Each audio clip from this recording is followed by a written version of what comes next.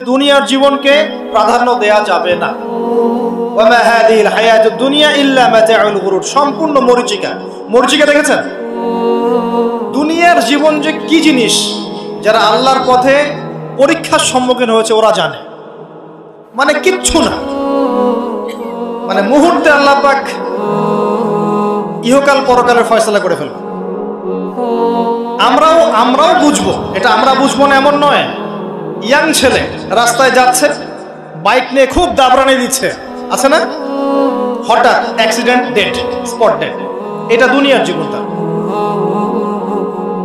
সারা জীবন দুনিয়ার পিছনে ছুটেছে, শেষ বয়সে হতাশ, কিছুই পেলাম না। পাবে না, কারণ আল্লাহর পথে না চললে শেষ বয়সে গিয়েও কিছু পাবেন না। যন্ত্রণা, হতাশা, গ্লানি ছাড়া। তখন দেখবেন আত্মহত্যা করে শেষ, ডেড। দেখবেন অনেক প্রতাপশালী বাচ্চা বড় বড় লেকচার দিচ্ছে, হঠাৎ রাস্তায় হাঁটতে হাঁটতে ডেড। সারাদিন রাত জেনা করেছে, মদ খেয়েছে, জেনা ছড়িয়েছে সমাজে, নগ্নতা, অশ্লীলতা ছড়িয়েছে, ভাইরাস, মহামারী দিয়ে শেষ। দুনিয়ার জীবন কি জীবন! চোখের সামনে অহরহ এগুলো ঘটনা দেখছি আমরা।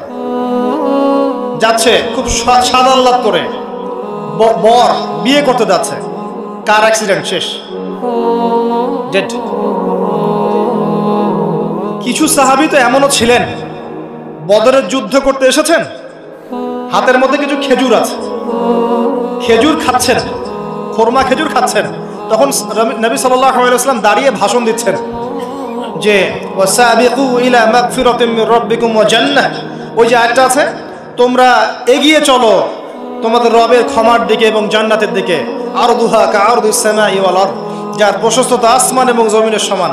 সাহাবী খেজুর খেতে খেতে খেজুরটা ফেলে দিলেন। আরেকজন সাহাবী জিজ্ঞাসা করলেন যে খেজুরটা ফেলে দিলেন কেন? তিনি বলছেন এই খেজুরগুলো খেতে অনেক সময় লেগে যাবে। নবী সাল্লাল্লাহু আলাইহি ওয়াসাল্লাম এমন কথা বলেছেন, এটা শোনার পরে আমি আর এক সেকেন্ড নষ্ট করতে যাচ্ছি না। খেজুর ফেলে দিয়ে যুদ্ধে ঝাঁপিয়ে পড়লেন, দেন শহীদ হয়ে জান্নাতে চলে গেলেন। তারাও তো মৃত্যুর স্বাদ গ্রহণ করেছেন, তাই না?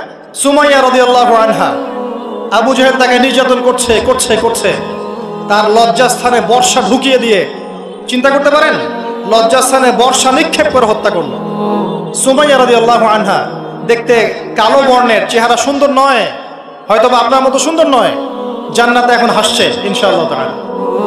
তার স্বামী ইয়াসের, আবু জাহেল তাকে পিটাতে মেরে ফেললো, সে মারা গেল, শহীদ হয়ে গেল। অনেক ওলামায়ে কেরামকে, ইমাম, মুস্তাহিদ, মুহাদ্দিস দেখবেন সারাটা জীবন এত মেহনত করেছেন দ্বীনের জন্য, বিয়ে শাদী করার সময় পান নাই। এমনও আছেন ইমাম এবং মুহাদ্দিস, জীবন তো তাদেরও ছিল। শুধু সাহাবী কেন, তাবেঈদের দিকে তাকান, তাবেঈন তাকান, আমাদের 4 ইমামের দিকে তাকান।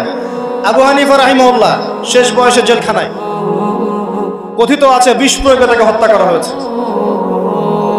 তার টাকার অভাব ছিল না, তিনি কিন্তু আমার মতো হতদরিদ্র ছিলেন না। আল্লাহ পাক তাকে সম্পদও দিয়েছিলেন, সমস্ত সম্পদ বিলিয়ে দিয়েছেন দ্বীনের জন্য। ইমাম শাফিঈ রাহিমাহুল্লাহ, তার দিকে তাকান। আহমদ বিন হাম্বল রাহিমাহুল্লাহ, তার দিকে তাকান।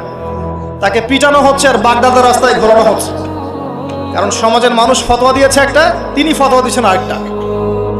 ওই যে হিল্লা প্রথা আর ঠিকা বিবাহ নিয়ে আর কি।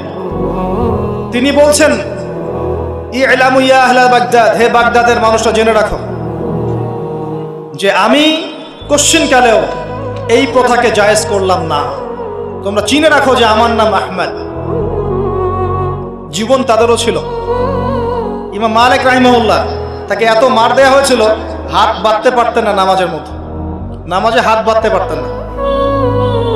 সাহাবীদের থেকে নেন, তাবেঈ থেকে নেন, তাবেঈ থেকে নেন, মুস্তাহিদ ইমাম থেকে নেন, দুনিয়ার জীবন তারাও কিন্তু ভোগ করেছেন, আর আমরাও ভোগ করছি। আমাদের ভোগের সিস্টেমটা দেখেন, তাদের ভোগের সিস্টেমটা দেখেন। আমরা বাঁচছি দুনিয়ার জন্য, তারা বেঁচেছে পরকালের জন্য। আমরা দুনিয়ায় বাঁচছি দুনিয়ার জন্য, দুনিয়ার একটা চাকরি, একটা ব্যবসা, একটা পরিবার, একটা স্ট্যাটাস, বাড়ি গাড়ি, টাকা কড়ি, সম্পত্তি, এগুলোর জন্য। কিন্তু তারা বেঁচেছেন আল্লাহর জন্য, পরকালের জন্য। যে ব্যক্তি দুনিয়ার জন্য দুনিয়া করে আল্লাহ পাক তাকে ইহকাল পরকাল দুটোই নষ্ট করে দিবেন।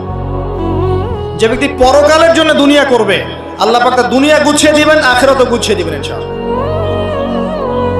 প্রথম কথা হচ্ছে এই যে দুনিয়ার জীবনকে প্রাধান্য দেওয়া যাবে না। দুনিয়ার জীবনের প্রতিটা কাজ আপনি একটা উদ্দেশ্যই করবেন, সেটা হচ্ছে আল্লাহ সন্তুষ্ট। বিয়ে শাদী করেছি কেন? আল্লাহর জন্যে। পরিবার গঠন করেছি কেন? আল্লাহর জন্যে। সন্তান নিয়েছি কেন? আল্লাহর জন্যে। দিন শিখেছি কেন? ইলম শিখেছি কেন? আল্লাহর জন্যে। চাকরি কেন করি? আল্লাহর জন্যে। প্রতিটা কাজ ইবাদত হবে যদি আপনি মুহাম্মদ সাল্লাল্লাহু আলাইহি ওয়াসাল্লামের তরিকা মেনে চলেন। ওয়া মা খালাকতুল জিন্না ওয়াল ইনসা ইল্লা লিয়াবুদুন, শুধুমাত্র ইবাদত করার জন্যই আল্লাহ পাক জিন এবং মানুষ জাতিকে সৃষ্টি করেছেন। আপনাকে আল্লাহ পাক এই হায়াতটা দিয়েছেন। এখন বাকি সময়টা চিন্তা করেন, আগামী 30-40 বছর কিভাবে কাটাতে চান? দুনিয়ার জন্য বাঁচবেন না আল্লাহর জন্য বাঁচবেন? যদি আল্লাহর জন্য বাঁচতে চান, সর্বশেষ হেদায়েত আল কোরআন এবং সর্বশেষ নবী মুহাম্মদ সাল্লাল্লাহু আলাইহি ওয়াসাল্লাম, এর বাইরে কিচ্ছু নাই ভাই। সারা দুনিয়ার মানুষ মিলে যদি বলে যে কোরআন সুন্নাহর মধ্যে আছে সুদ হারাম, কিন্তু সুদ হালাল, হালাল হালাল, কোশ্চিন কালে হালাল হবে না। সারা দুনিয়ার মানুষ একটা মাঠে যদি এসে বলে সুদ হালাল, সুদ ভালো, কোশ্চিন কালে হালাল হয়ে যাবে না, হারামই থেকে যাবে। সারা দুনিয়ার মানুষ যদি বলে পর্দা করার দরকার নাই, এটা সেকেলে সেকেলে সেকেলে, এটা সেকেলে হয়ে যাবে না, এটা ফরজ থেকে যাবে।